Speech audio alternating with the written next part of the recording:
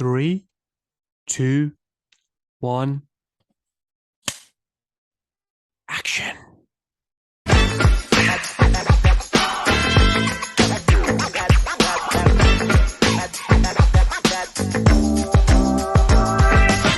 let me tell you something, brother! Hello, and welcome back to another episode of the Wrestling in Film podcast. There's only one thing that we can be talking about on this episode. It's just hit the cinemas, the Smashing Machine. The Rock has transferred to the world of drama, the world of serious acting, if you want to say. A24's The Smashing Machine, based on the real life story of MMA pioneer Mark Kerr, and of course heavily inspired by the 2002 documentary of the same name, The Smashing Machine. It's had all the buzz, it's been all the rave in the cinema circles, wrestling space. We've never seen The Rock like this. This film has such history in the MMA community. That story, that documentary was so iconic. It's all been going on, how they filmed it, how they transformed The Rock, both him in his performance, his look, everything. It's been the talk of the town, rightfully so, because I had the privilege, had the honor of going to watch it yesterday, and it delivers. It delivers, and I'm so happy to say that as a fan of The Rock, as a fan of professional wrestling, seeing, our guy, the first guy to truly break through, hit new heights still into his career. There's been so much talk of Cena and Batista, rightfully so, as the top wrestler turned actors. And it felt like The Rock's kind of been like, all right, that old expression, hold my beer and watch what I do. And whether this trumps anything Cena or Batista have done, that doesn't really matter. What it shows is The Rock can act and really, really dig deep. And we're about to dig deep in The Rock's Smashing Machine performance, and of course the film as a whole, in this very special review episode. Let's dive in, brother. The thing that really captured me and I loved about the Smashing Machine, perhaps even more than The Rock's performance, which we'll get to, is how the director Benny Safdie, and he talks about this a lot in his interviews, really, really captured the rawness and the reality that the documentary was able to get of Mark Kerr's, fall from grace and his, incredibly, tumultuous relationship with Dawn, and, his wife at the time. And, so I think what Benny did, I believe when he created the sets, he designed them specifically and where he could place cameras where The Rock and Emily Blunt could not see the cameras. So it gave that documentary feel. I think The Rock said the greatest compliment he got was from Christopher Nolan, who said the argument scenes between Emily and The Rock, he said it felt like we weren't supposed to see that, which is what we get from a documentary. And I very much concur with that kind of assessment. You feel there's a discomfort. There's a almost, like I said, there's a rawness, there's a engagement that creates this, just unorthodox feel for a feature film non-documentary. It's really, really powerful. And it grabs you in this way. And like I said, you're supposed to feel uncomfortable. You're supposed to be taken aback by those dramatic moments, that conflict. More than the fighting in the ring and the cage, it's the conflict between Dawn and Mark Kerr that you're really supposed to be jarred by. And the feel and the style of the film really accomplishes that. And there will be an element of discomfort in terms of, and it not being the norm. But I think if you know the documentary, if you know the history, you can really truly appreciate what Benny Safdie and the team have done there. And I think that sets the path, and it really sets up the wonderful things that come towards the latter portion of the film, and it really lifts everyone's work in the film, specifically Dwayne the Rock Johnson's. I've never seen, and I feel like I'm beating a dead horse now because it's been said a lot, but it has to be said. The Rock disappears. This is a performance unlike the Dwayne Johnson has ever given before. There's no semblance of The Rock. There's no his humor, like his wink wink, jokes, the use of his, physical presence. I mean, obviously he's physical. He's fighting, he's showing his body, but it's not in the cool way. He's embodying this individual that is so iconic in MMA. And he does it in a scary fashion. Like, it is almost frightening.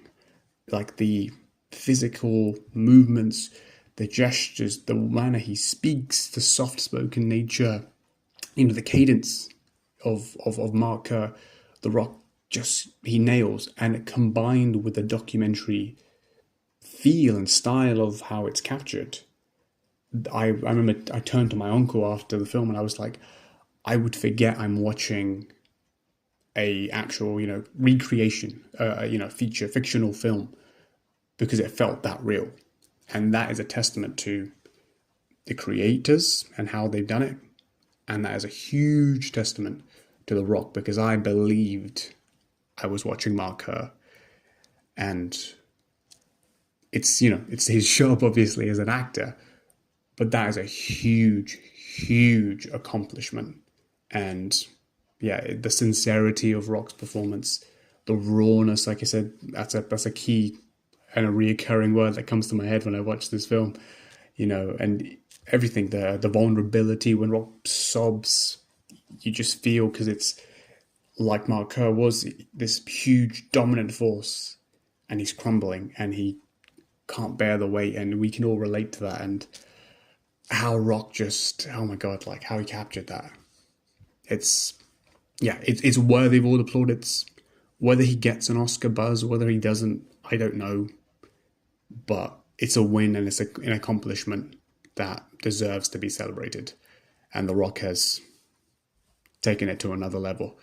He's dubbed the final boss in the wrestling circle, but he's definitely elevated his boss level status in cinema for sure.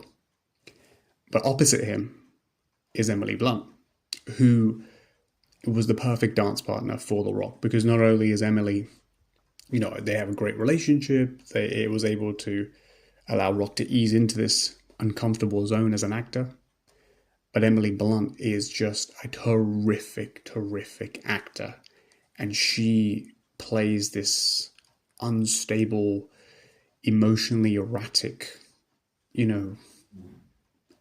clingy and needy, wife of Mark Kerr perfectly.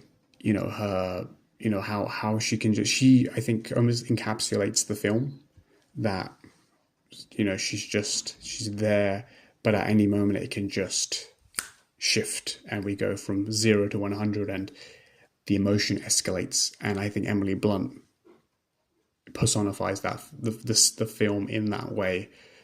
And she's a perfect foil, for Rock. And she allows Rock to garner greater sympathy in his performance. It is a masterclass by Emily, I think. And in a way, she is perhaps, Rock will get the more of the attention, and rightly so in some ways. But I think if you remove Emily Blunt, I think she's almost like she's like the glue, I think, that pieces it all together perfectly and helps it move forward. It's a really incredible performance. And and I think if you can see that in the argument scenes where she kind of really helps it tick, and then almost sometimes helps guide The Rock along. And and then to Rock's credit, he matches her, and he gets there too. And yeah, just a perfect marriage of actors. And once again, Emily Blunt just adds to her incredible resume, and just another wonderful element of the film. And all of those three pieces are just come together beautifully. And that's the best films, when all the elements just tie together so well. Although the documentary style of the film is a brilliant part of it, it's one of those things that I feel, and it's being seen in some of the reviews, if you're not familiar with the backstory, if you don't have to know it inside and out and have seen the documentary in its entirety, but I think if that element to you is, you're completely unaware of it, it will be harder for you to appreciate that aspect of the film and understand what they've done, which I think will take away a lot from one's appreciation from the film. And, you know, it's very heavy MMA in areas, and the history of it and how they recreated it, again, is incredible. But if you don't know it, it's hard to understand and hard to appreciate. And it doesn't have the pizzazz of a Rocky and these other fight films, because they're recreating real life. So that element can go against the film, and you can make the argument that it's a film that should understand it's catering to an audience wider than the MMA community. Everyone needs to be able to watch it, etc., etc. And I feel if one has patience and understanding, they can watch this film and truly understand and truly appreciate what they're seeing and the performances and what's being done. But I think if you go in without any of that knowledge, expecting something that it isn't, you're destined for disappointment. So I think the context is king here, very much so. And if you want to appreciate truly what the film is doing, educate yourself. Also, I think the flow of the film can, because again, it's trying to create this reality that the documentary had. So the flow and the structure feels a little bit, it's not as naturally the flow is not as natural and as what we're accustomed to in traditional, big mainstream movies. So that aspect can, I think, go against the film a little bit sometimes. We're almost awaiting that next moment. And not to say there's filler, but it can sometimes feel that. But I guess that comes with the risk of the documentary feel. But that being said, largely the film, those, where there's the negative, I think there's the positive aspect of it also. So those are smaller issues, but you can make the argument that they rightly so have an impact in the film being not as effective, shall we say.